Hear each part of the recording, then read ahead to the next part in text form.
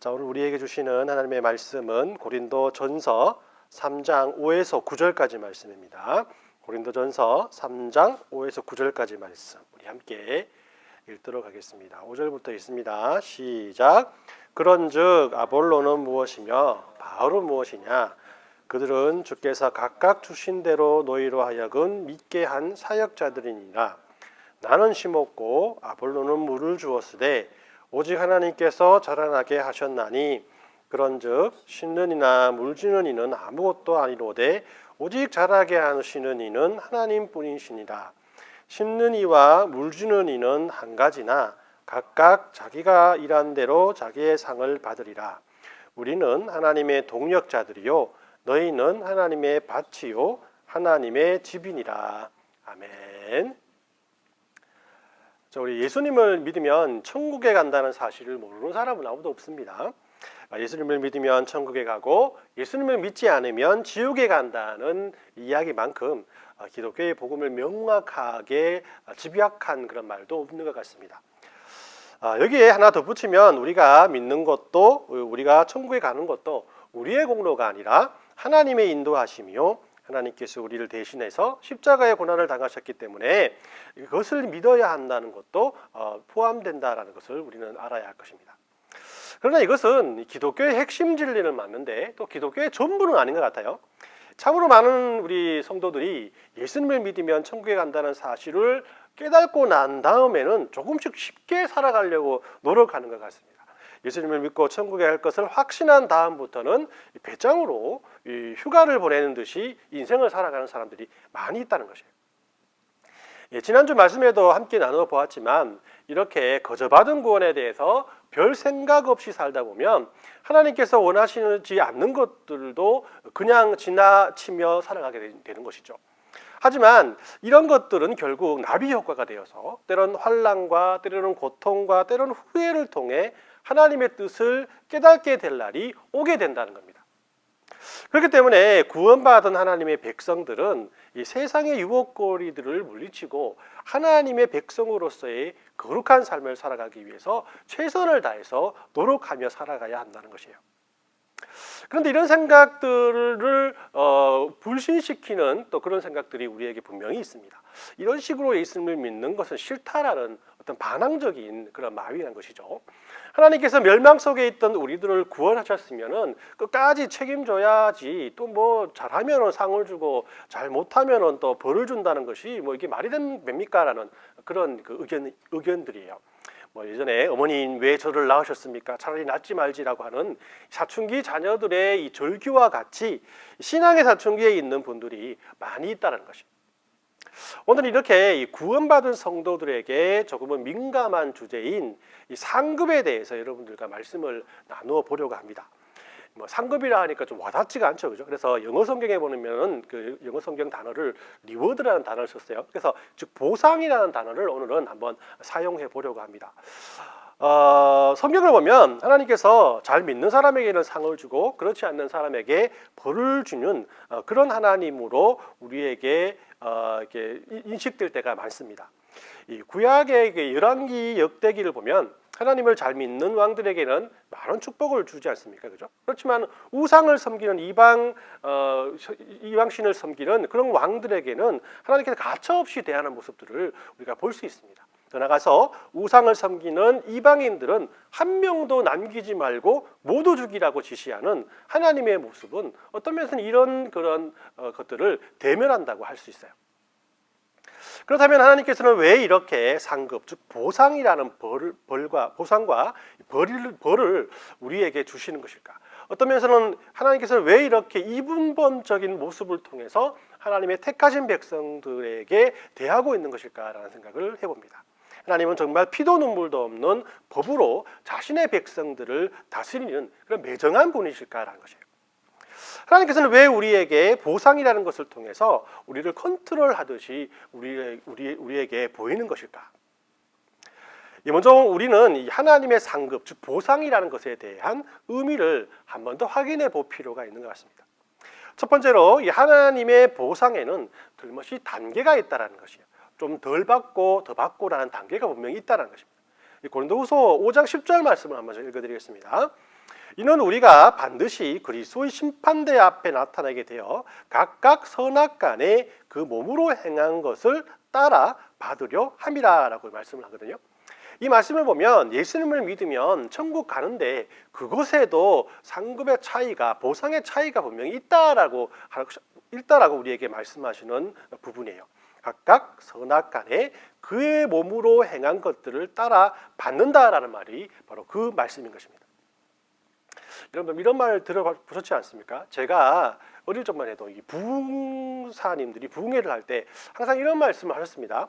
잘 믿고 열심히 믿는 사람은 천국에 가서 이 빌라에 살고, 그러지 않는 사람들은 뭐 초가에 산다, 뭐 이렇게 말씀을 비유를 했어요. 뭐 어릴 적이니까 그런 줄 알고 야, 신앙생활 열심히 해야겠다, 열심을 해야겠다. 지금 우리 집이 한옥인데 천국에 아파트 한 채는 뭐 지나야 안 되겠나라는 생각을 했어요. 뭐 겨울에도 온수 빵빵하게 나오고 여름에도 시원한 그런 곳에 천국에 가서라도 살고 싶다, 이런 마음이 들었던 것 같습니다. 그런데 이게 나이가 들면 들수록 이런 생각이 또 드는 거예요. 이 살아생전에도 돈 없고 백 없어서 가난하게 살았고, 그래서 예수님 앞에 공평하다는 말을 듣고 이 신앙생활을 가진 사람이 많은데, 막상 세상을 떠나 천국에 가서도 보니 빈익빈 부익부라는 생각인 거예요. 지금도 먹고 살기 위해서 이렇게 바득바득 살아가는데 그 천국의 것까지 준비하느라고 열심히 또 노력을 해야 되니까 이 기독교인들은 이 세상을 살아가기가 세상 사람들보다는 두세 배도 힘든 것이 아닌가라는 생각이 들었다는 거예요. 그런데 이런 생각들은 하나님의 상급에 대한 의미를 세상 사람들이 말하는 물질적 상급과 동일하게 생각하기 때문에 나눈 오해라고 할 수가 있습니다.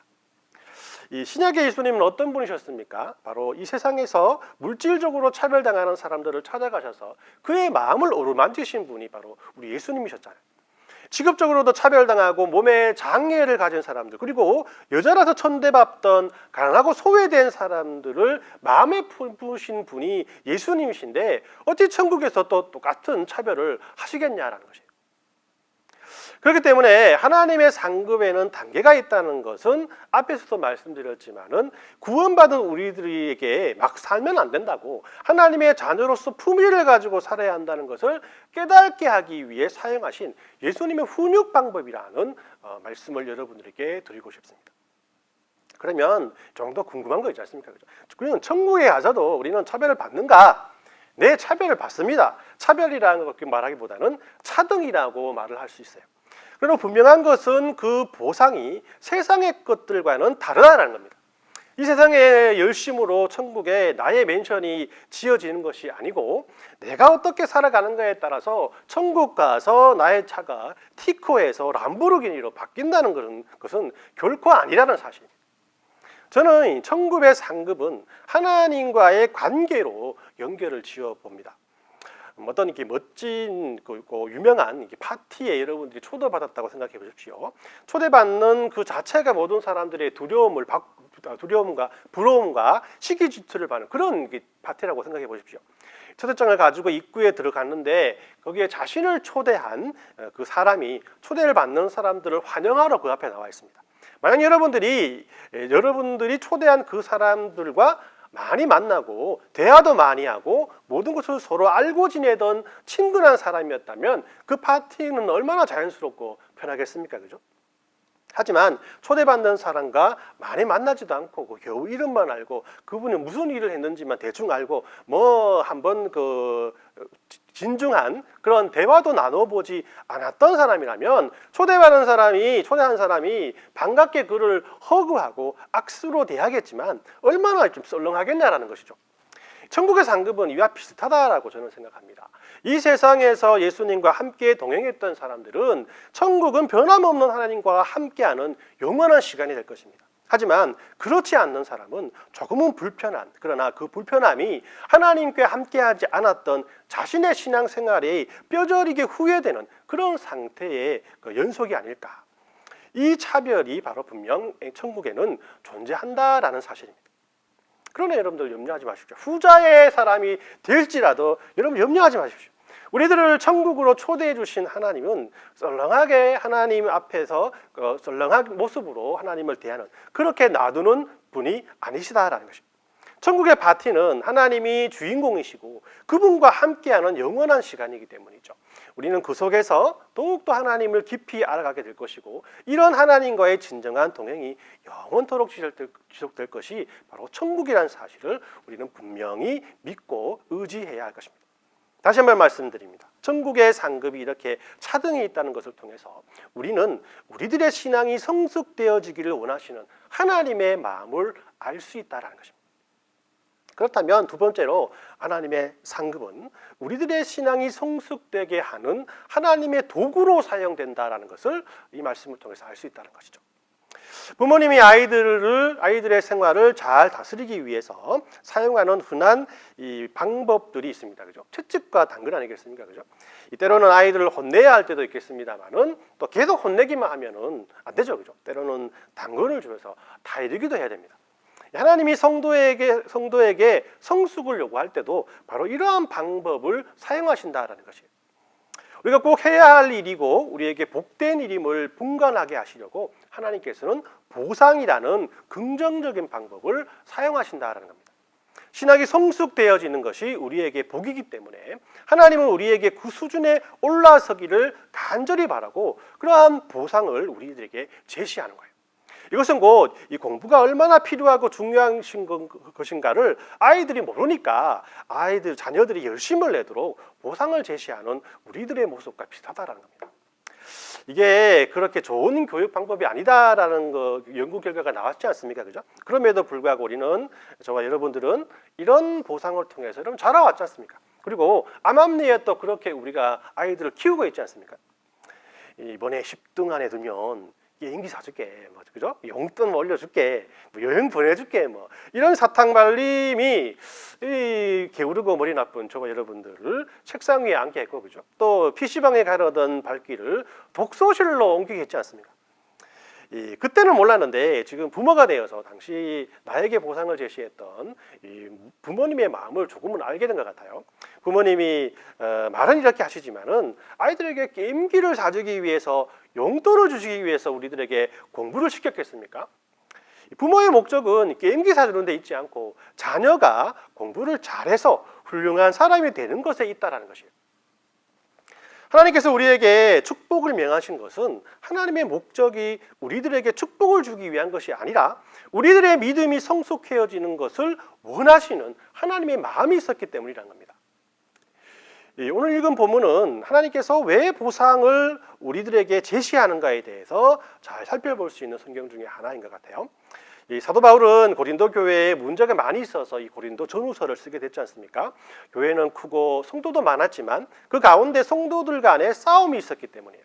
많은 문제 중에 하나가 교인들이 서로 파벌을 만들어서 대립했다는 것이거든요. 당시 고린도 교회에는 아볼로파, 바울파 이렇게 큰 두 개의 파고로 나누어서 사람들이 대립을 했습니다.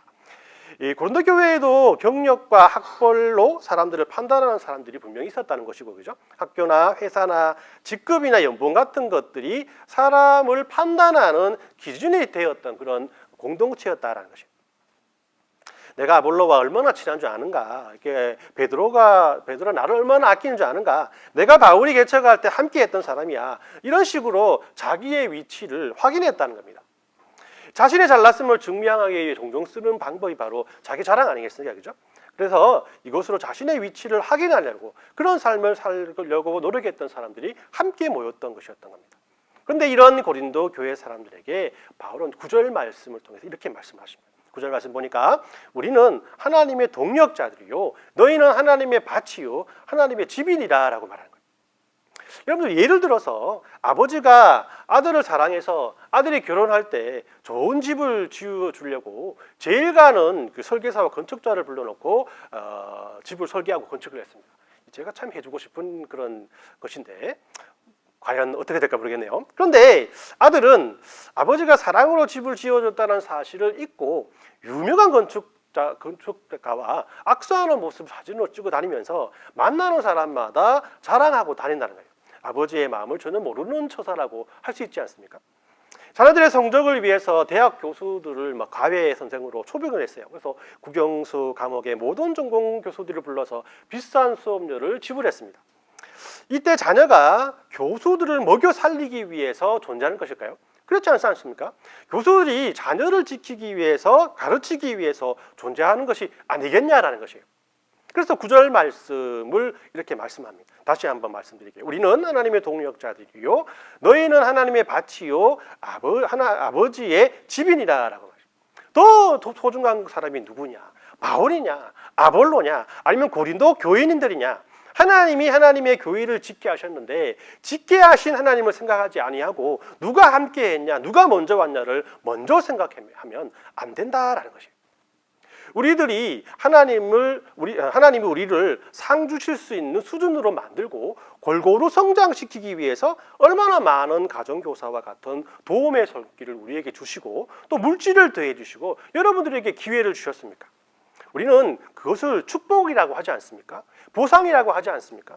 그런데 우리는 그 보상에만, 축복에만 눈이 멀어 있고 그것을 주신 하나님의 마음을 바로 읽지 못한다는 거예요. 결국 철이 들어서야 이것을 볼 수 있는 영적으로 성숙해지고 난 다음에야 우리에게 주신 축복에 대한 하나님의 마음이 담겨져 있음을 우리는 이해하기 시작한다는 것입니다. 하나님께서 성경의 많은 부분 이런 축복과 상급을 선언하는 것은 어떻게 하면 복을 받을 수 있는지에 대해서 우리에게 말씀하기 위한 것이 아니라 우리가 그 상급을 받을 수 있는 수준에 오르는 것이 하나님의 목적이기 때문이라는 거예요. 하나님께서는 우리로 그 수준에 도달하게 하시기 위해서 그 축복과 상급들을 우리에게 계속해서 열거하고 계시다라는 거예요. 그래서 성경에는 이렇게 수많은 숙련된 조교들이 많이 나옵니다. 아담과 노아와 아브라함과 요셉과 모세와 엘리야와 베드로와 바울과 같은 우리가 수차례 설교를 통해서 만나보았던 많은 믿음의 사람들이 모두 다 하나님의 이런 단련된 그런 조교들이라는 것입니다. 그들은 이렇게 살면 어떻게 되는지 저렇게 살면 어떻게 되는지를 다양하게 우리에게 보여주고 있다는 것입니다. 그리고 오늘도 하나님께서는 우리에게 이렇게 말씀하고 계신 겁니다. 나를 사랑하라. 나를 기쁘게 하기 위해 살아라. 세상의 기준을 들이대지 말고 구원받은 하나님의 자녀답게 살아라. 그렇게 하면 이 상급을 너희에게 주겠다. 이상할 것도 없고 또 자존심 상할 것도 없고 하나님의 독단적인 주장이라고 생각할 것도 없습니다. 이 사실은 우리를 사랑하시는 하나님의 깊고 깊은 사랑과 배려를 잘 설명해주는 법칙이라는 것입니다. 오늘 말씀을 정리합니다. 무엇이 우리들에게 영광이고 복이고 기쁨인지 하나님보다 더 잘 아시는 분은 이 세상에 없습니다. 하나님은 우리를 만드셨기 때문인 것이죠. 그분이 우리에게 이 복을, 이 상급을 선언하십니다. 이것을 설명할 방법이 없어서 상금을 걸고 우리에게 순종하고 성장해 나갈 것을 요구하고 있는 거예요. 성경의 보상이라는 축복이라는 이름으로 우리에게 요구하시는 것은 다른 건 아닙니다. 우리의 믿음의 성장이라는 것입니다. 우리들은 구원받은 하나님의 백성입니다. 이 세상의 어떤 것도 그 구원을 빼앗을 수 없어요. 그렇기 때문에 이미 따놓은 구원이라 생각하고 막 살아서는 안 됩니다. 기초만 닦아놓고 세상의 잣대를 가지고 살아도 된다고 생각하지 마십시오. 하나님께서는 우리에게 말씀을 주시면서 우리가 그 말씀대로 순종하며 살라라고 이렇게 상급을, 이렇게 축복을 우리에게 말씀하신다는 겁니다. 우리에게 제발 좀 최소한은 이렇게만이라도 좀 살아달라라고 간절히 요구하시는 하나님의 목소리란 것입니다. 우리가 잘 모르니까 복을 받기 위해서라도 하나님의 말씀을 좀 들어보라라는 것이 하나님께서 우리에게 말씀하시는 축복의 의미라는, 보상의 의미라는 것입니다.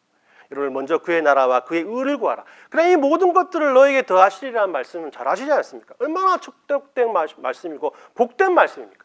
그러나 이것이 부모가 자녀에게 가지는 안타까움이라고 생각해 보십시오. 하나님이 우리를 향하여 가지시는 간절함이라고 생각해 보십시오. 하나님께서 우리에게 가지시는 그 열심과 사랑이 이렇게 상급을 걸어가면서 같이 설명하시는 하나님의 기쁘신 은혜와 사랑이라는 것을 생각해 보십시오. 이 말씀이 축복의 말씀이 아니라 우리에게 도전을 주는 그런 귀한 은혜의 말씀이 아니겠습니까? 이번 한 주간은 이 하나님의 축복과 상급에만 눈이 멀어 있던 우리들의 마음을 회개하고 그것을 허락하신 하나님의 마음을 한 번 더 생각했으면 좋겠습니다. 그리고 하나님의 마음을 따라 살아가는 사람이 누리는 축복과 상급을 하나님의 은혜와 사랑으로 말미암아 누렸으면 좋겠습니다. 이런 하나님의 축복이 우리 주안의 교회와 모든 성도들에게 넘쳐나시길 예수님의 이름으로 축원합니다. 아멘.